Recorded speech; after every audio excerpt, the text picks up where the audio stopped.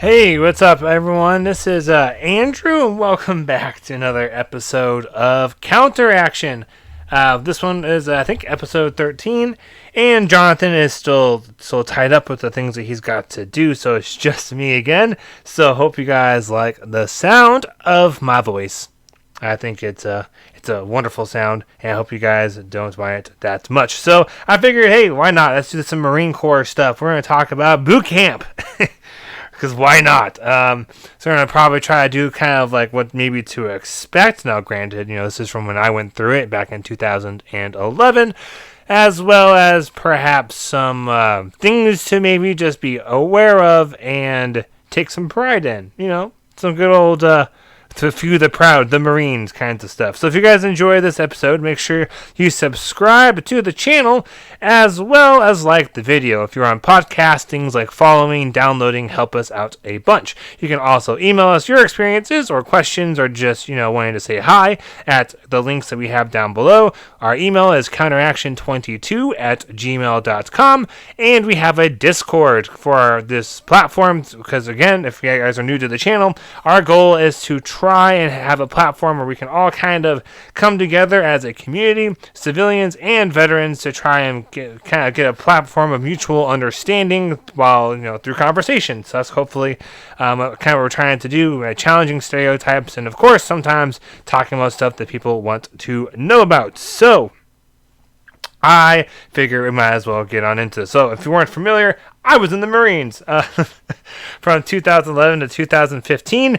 and as a result, I had to do things like boot camp, Marine Corps combat training, because I was not an infantry person, and I've also been through OCS. I got halfway through, so maybe at some point we'll talk about OCS, at least through the portion I got through, and then living vicariously through friends of mine that did get through it and are about to graduate the basic school, but this one's enlisted side of boot camp. So here we go. All right, so they now have females on both bases.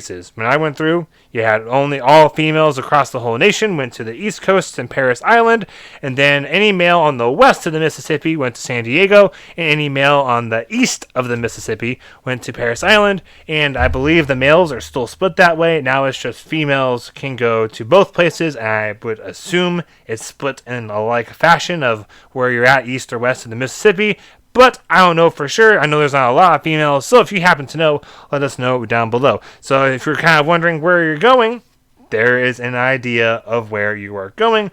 Feel free to ask a recruiter and find out from them. Alright, so that's kind of where you're going to go. Now, before you go, you're going to probably be already figuring this out, but you're going to get lots of I guess for lack of a better word, indoctrination. It kind of has a negative connotation with it, but it's purely there's going to be lots of recruiters telling you things like, hey, you should be a Marine because you want to be a Marine and not because you'll get an enlistment bonus. Like, that's just something you should expect. The same kind of a thing carries throughout boot camp. Like, you're going to do lots of stuff, and they're like, well, why not? Because you want to be a Marine. Like, this is what Marines do. They are miserable. They're miserable, lonely sons of bitches, and so you should be okay with that.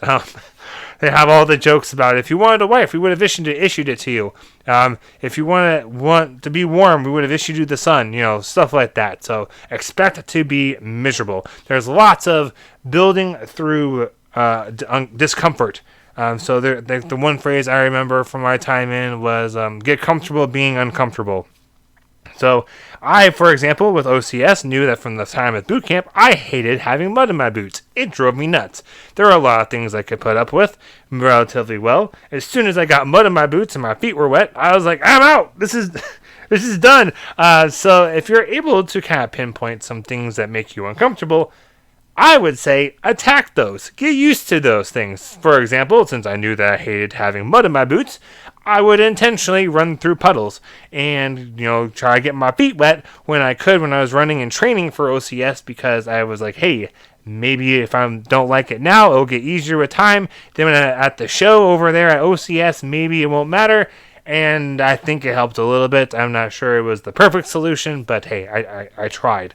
So with the same thing goes with enlisted boot camp. So get comfortable being uncomfortable. Some other stuff you're going to probably want to make sure you know is that usually, from my experience, every platoon has one person that the drill instructors will have the rest of the unit turn on them. I'm not sure if this is intentional. I think it's intentional. But what will happen is there's going to be someone that's probably more prone to mistakes and becomes an easy target for the drill instructors, and then they will punish everybody else for this individual's mistakes and let the group fix the individual. The theory is, I think it's supposed to be like learning to fix your own. You gotta have each other's backs, because, like, you know, if you're an infantry guy and you're out in the middle of a combat zone, if one guy forgets to bring the grenades, you might be screwed. So I think that's kind of the logic behind it. However, in practice, it can really backfire. There have been people such as myself that have, been really hurt by those kinds of things. There's the Full Metal Jacket movie with Gomer Pyle, kind of depicts that a little bit. And whilst I'm not sure to that extreme is common today, those are the 60s. I'm sure that happened all the time in the 60s with Gomer Pyle. So things that are akin to that do happen. Usually there's a recruit that dies each year, it seems like, usually from Paris Island for some reason. It seems like if someone's going to die from like a training accident or just from some like unknown physical ailment, it happens on Paris Island.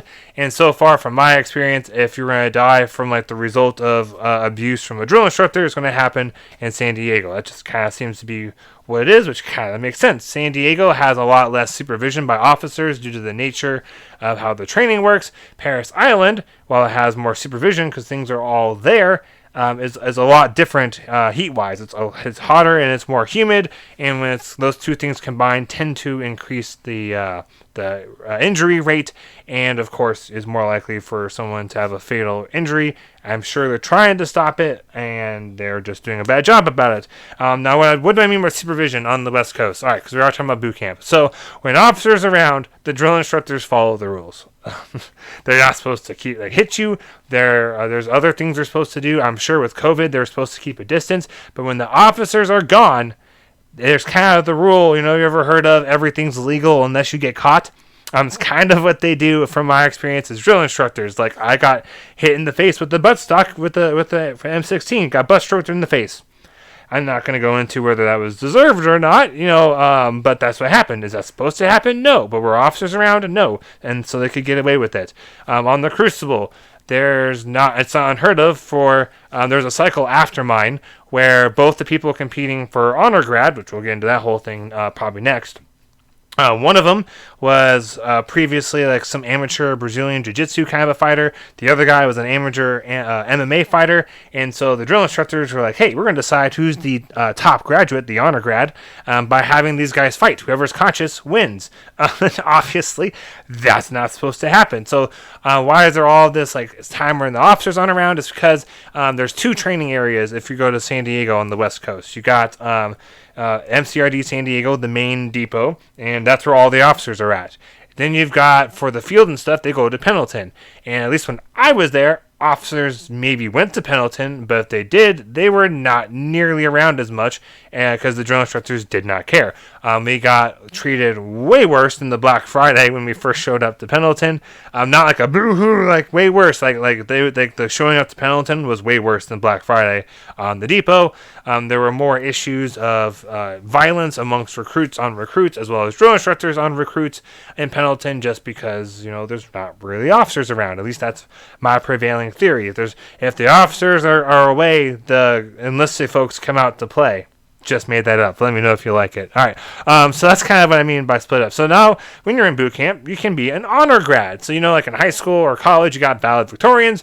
You got the same kind of a deal for each class within the enlisted. Officer has sort of that kind of a deal when I was going through, only instead of it being one individual, there could be a slew of folks that would earn different awards, and I don't remember there being one specifically for the best graduate, but there was one for the most fit. There was one for if you had families and needed financial aid or something like that, that you could earn a scholarship or a grant or something with money, and you had to have a family and some other barriers that you had to meet.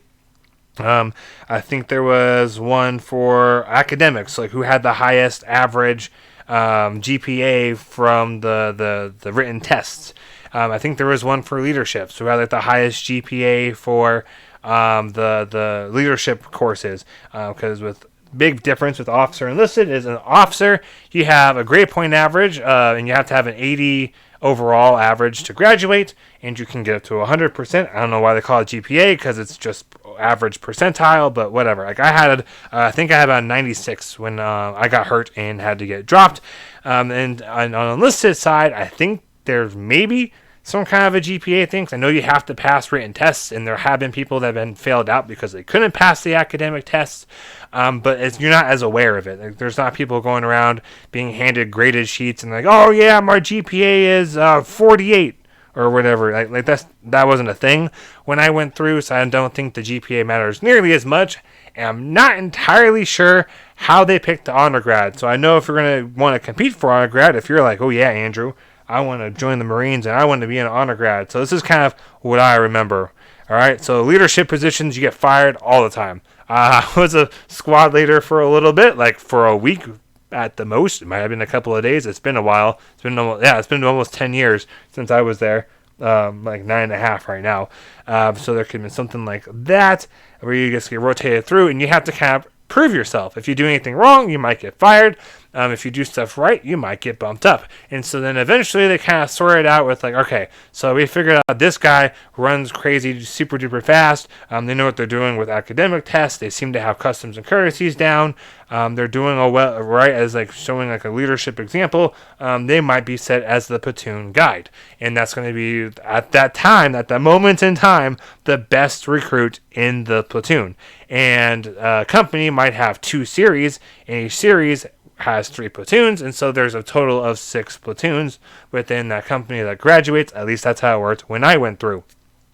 And so when you're this top guide person, eventually you kind of settle into a groove. Maybe you hold it, maybe you don't, but you start holding things for longer, and you start competing against the other guides. And then as you win these competitions or lose, you start getting your standings, and then eventually by the end you have the series honormen, and there's 2 of them, and they have to compete for who's going to be the best graduate. And so that's kind of broad strokes how that all works. Other things to kind of be aware of for boot camp is it is going to suck. All right, I did not go to Parris Island, but here I think San Diego's worse, and here's why. All right, so Parris Island, you're like in this island in the middle of nowhere. You have to drive in a bus to get there. Not a whole lot you can really see. You're just kind of there, isolated on the recruit depot, and everything around you is Marine. All right, and that's it. Then you got San Diego.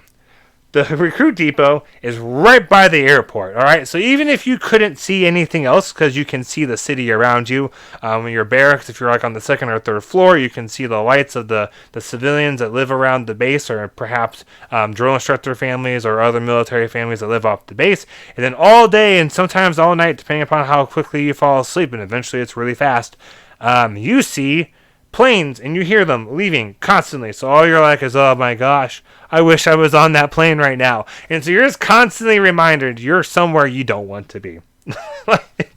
You can you're like, oh, there, I can smell the sea. I can hear the trains and the buses and the traffic and the planes, and it's just a lot. Like you're constantly hit in the face with. You're in recruit training. Those people that are off the base are not, and you can see and hear them all the time. And that's why I think San Diego is worse. It's kind of a fun rivalry thing that's been going on forever. People that went to Parris Island like to say Parris Island's the worst. People that go to San Diego like to say San Diego's the worst.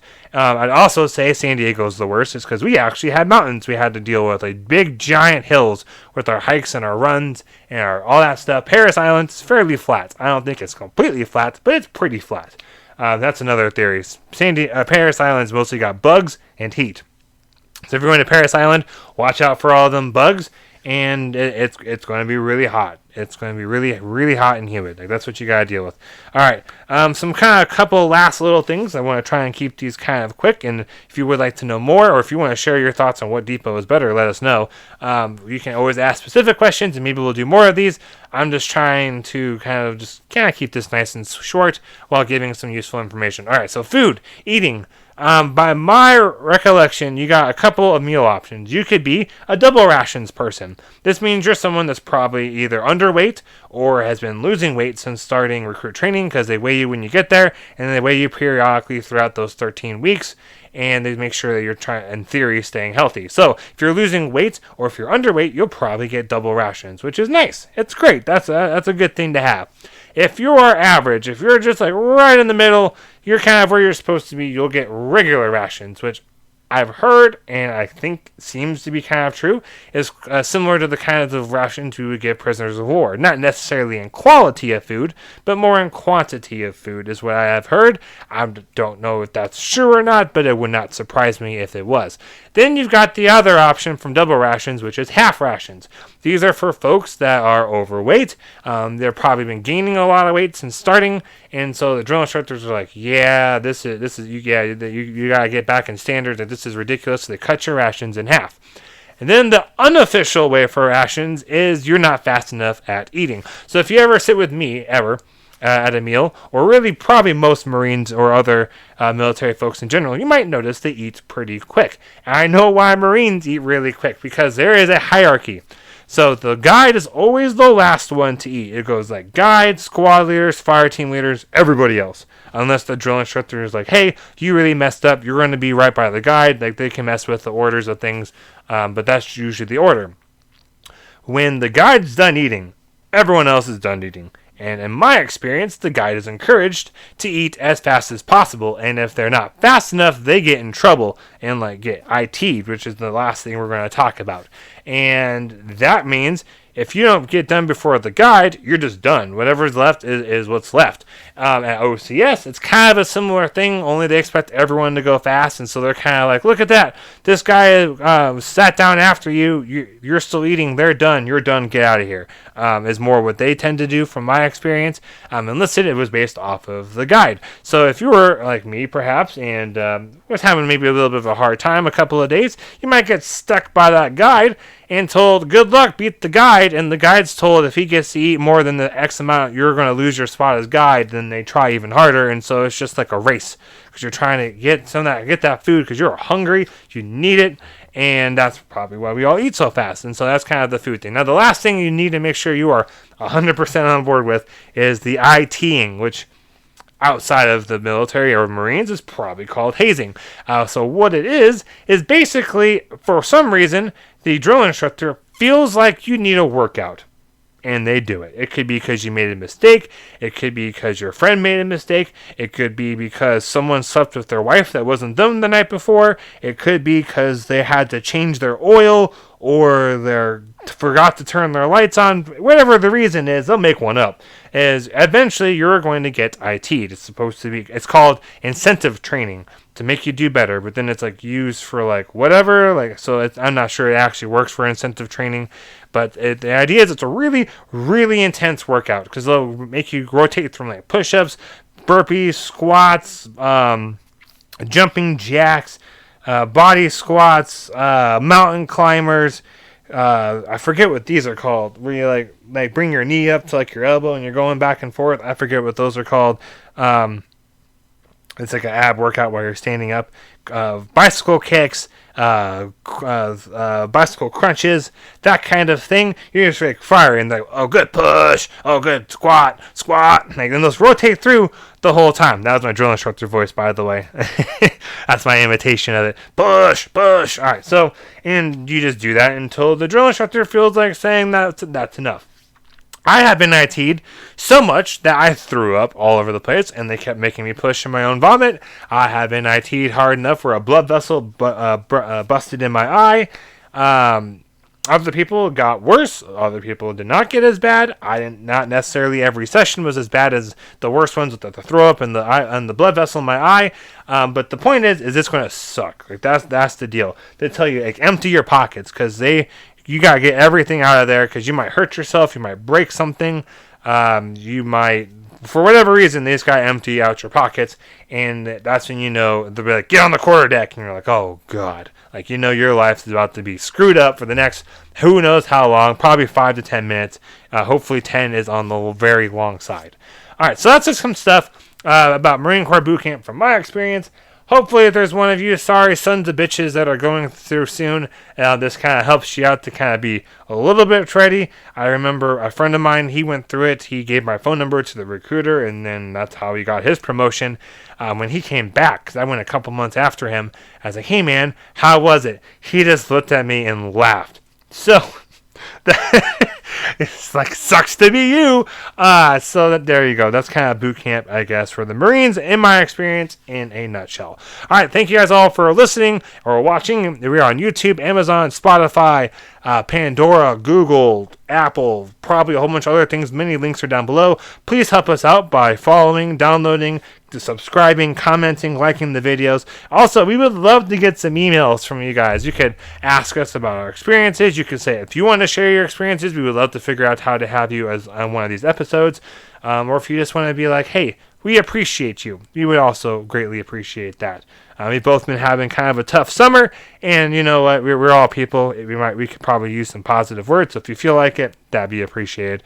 All right, everyone. Thanks so much for watching. We'll catch you in the next one. Thank you for being a part of the CounterAction and for helping us counteract veteran stereotypes and to educate the populace. Thank you all for listening. Catch you guys next time.